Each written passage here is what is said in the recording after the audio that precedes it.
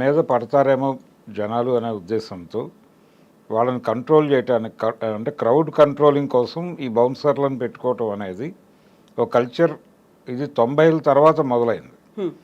పర్టికులర్గా 96, 97 తర్వాత సీరియస్గా చాలామంది బౌన్సర్లను పెట్టుకున్నారు. అంతకుముందు లేదు ఈ కల్చర్.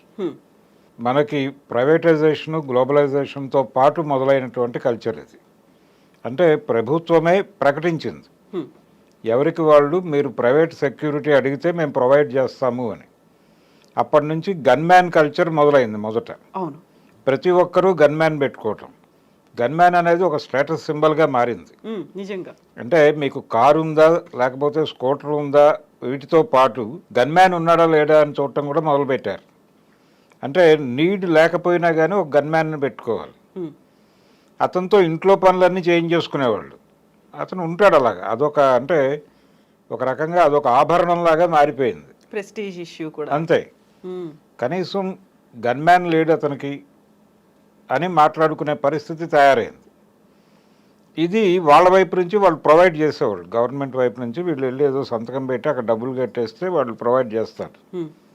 ఈ ప్రైవేట్ సెక్యూరిటీ ఏర్పాట్లు కూడా అప్పటి నుంచే మొదలైపోయినాయి.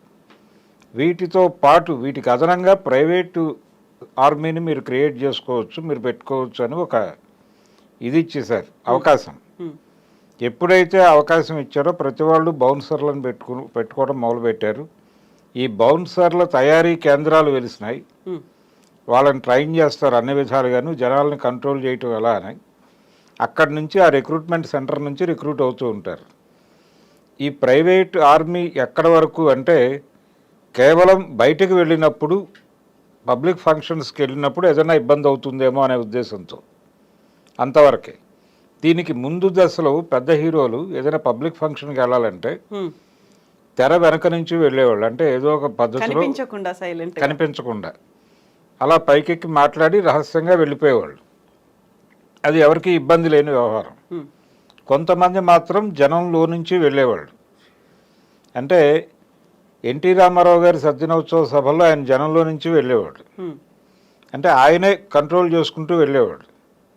అంతే తప్ప వెనకాల ఎవరో ఉండి కాదు. అంటే మాట్లాడుతూ అలా వెళ్ళిపోయేవాడు ఆయన. ఎలా ఉన్నారు అనుకుంటూ అలా దారిచ్చేవాళ్ళు వాళ్ళే. స్టేజ్ ఎక్కేసేవాడు ఆయన. చాలామంది హీరోలు తెర వెనక నుంచి రావటం అనేది జనానికి భయపడి తెర వెనక నుంచి వచ్చేవాళ్ళు. జనంతో ఇంటరాక్ట్ అవ్వటం అనే ద్వారా వాళ్ళని కంట్రోల్ చేయొచ్చు అనేది ఆయన 2-3 సందర్భాల్లో ప్రూవ్ చేశాడు. రాముడు భీముడు షూటింగ్ నాగార్జున సాగర్లో చేసినప్పుడు ఆ రోజున గవర్నమెంట్ చేతులు ఎత్తేసింది. అంటే మేము మనుషుల్ని పంపలేము, మేము పోలీసుని అంత సెక్యూరిటీ మేము ఇవ్వలేము, సెక్యూరిటీ కల్పించలేని పరిస్థితి. అంటే వేరే ఇంకేవో ప్రోగ్రామ్స్ ఉన్నాయి ఆ రోజు, అందుకని మేము సెక్యూరిటీ కల్పించలేము, పోలీసులను అలాట్ చేయలేని పరిస్థితి ఉందని చెప్పారు. షూటింగ్ వాయిదా వేసుకుందాం అనుకున్నాడు ఆయన రామానాయుడు గారు. ఇది ఆయన చాలా ఇంటర్వ్యూల్లో చెప్పాడు రామానాయుడు గారు. చెబితే ఏం అక్కర్లేదు, మీరు షూటింగ్ జరిపేయండి, నేను చూసుకుంటాను జనాలు వస్తే అన్నాడు ఈయన రామారావు గారు.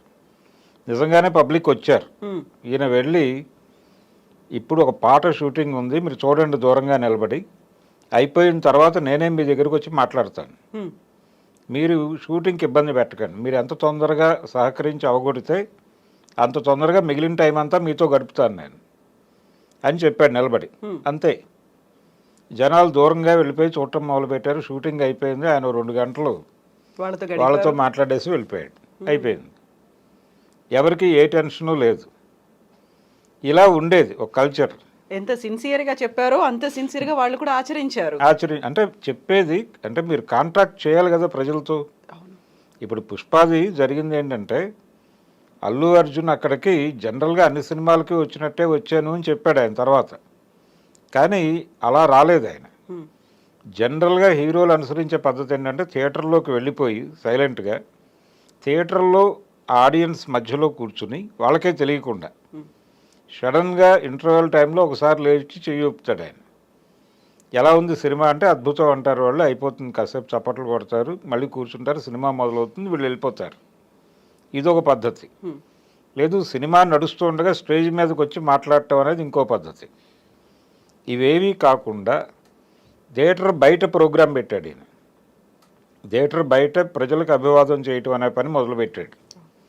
దీనికి ఆ లోకల్గా ఉన్న ఆయన అభిమానులందరికీ మెసేజ్లు వెళ్ళినాయి ఆ థియేటర్కి వస్తున్నాడు అని.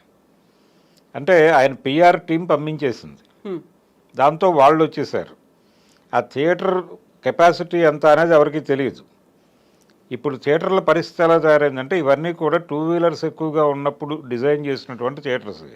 పార్కింగ్ ఎలా ఉంది? పార్కింగ్ ఇప్పుడు 500 సీటింగ్ కెపాసిటీ ఉంటే అందులో 250 కార్లు వస్తున్నాయి. ఈ కార్లను ఎలా అకామిడేట్ చేయాలో వాళ్ళకి అర్థం కావట్లేదు. ఈ గందరగోళం మధ్యలో 2 థియేటర్లు ఉన్నాయి అక్కడ. 2వ థియేటర్కి వచ్చినటువంటి కార్లు దాంతో ఒకవైపు ప్యాక్ అయి ఉంది. ఆ 2వ వైపు చాలా తక్కువ, దాదాపు 10 కార్ల కంటే పట్టే ప్లేస్ లేదు అక్కడ. ఈ గందరగోళం మధ్యలోకి ఇతను వచ్చి నిలబడ్డాడు. బయట అభిమానులు ఉన్నారు, వీళ్ళని కంట్రోల్ చేయడానికి బయట రోడ్డు మీద ట్రాఫిక్ ఉంది. దాంతో పోలీసులు లాఠీచార్జ్ లాంటిది చేశారు అక్కడ.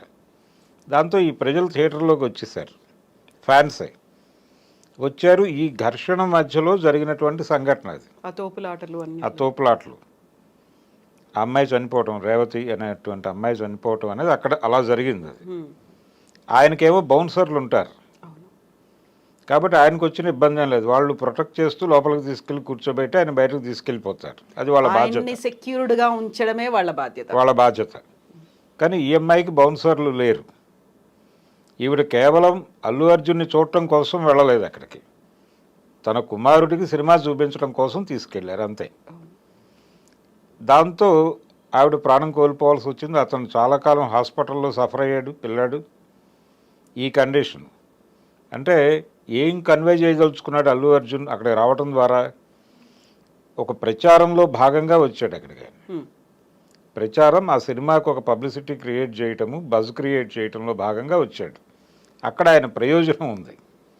ఆ ప్రయోజనం కోసం ఆయన హడావిడి క్రియేట్ చేశాడు. ఏం జరుగుతోంది ఇక్కడ అని రోడ్డు మీద వెళ్ళేవాడు మాట్లాడుకోవాలి. అల్లు అర్జున్ వచ్చాడు, ఇంత హడావిడి జరుగుతోంది అని ఇంటికి వెళ్ళి కూడా మాట్లాడుకోవాలి వాళ్ళు. ఏంటి ఆ సినిమా పుష్ప 2 బాగుందా, ఈ డిస్కషన్లో వాళ్ళు థియేటర్కి రావాలి. ఈ ప్రోగ్రాంలో భాగంగా వచ్చాడు ఆయన. ఆయన పర్సనల్ అంటే ఆ ప్రోగ్రాము అదంతా ఆ సినిమా కోసం వాళ్ళ స్వార్థము, 300 కోట్ల రెమ్యూనరేషను ఈ ప్రోగ్రాంలో భాగమే అదంతా. కానీ ఆవిడ పాపం కొడుక్కి సినిమా చూపించాలని వచ్చి ప్రాణం కోల్పోయింది. అందుకని ఏ ప్రోగ్రాం ఎక్కడ చేయాలి అనేది ఒక విచక్షణతో చేయాలి అంతే తప్ప గ్రాంటెడ్. నేను ఇంతకుముందు కూడా చాలాసార్లు వచ్చాను, అప్పుడు ఎప్పుడు జరగలేదు, ఇప్పుడు జరిగింది అంటే అప్పుడున్నటువంటి పరిస్థితులు ఇప్పుడున్నటువంటి పరిస్థితులు ఇవన్నీ మీరు ఏవైనా బేరీజు వేసుకుని డిజైన్ చేశారా? ఎక్కడ ఈవెంట్ చేస్తున్నాము, దా ప్లేస్కు ఉన్నటువంటి కెపాసిటీ ఏమిటి అనే దానికి సంబంధించి కనీసపు అధ్యయనం చేయాలి కదా మీరు.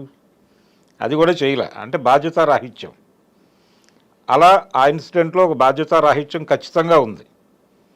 ఆయన ఏదో సారీ చెప్పాడు, 25 లక్షలు ఇచ్చేశాడు అనేది కాదు ఇష్యూ అక్కడ. కానీ ఒక ఇర్రెస్పాన్సిబిలిటీ అనేది చాలా క్లియర్గా కనిపిస్తుంది.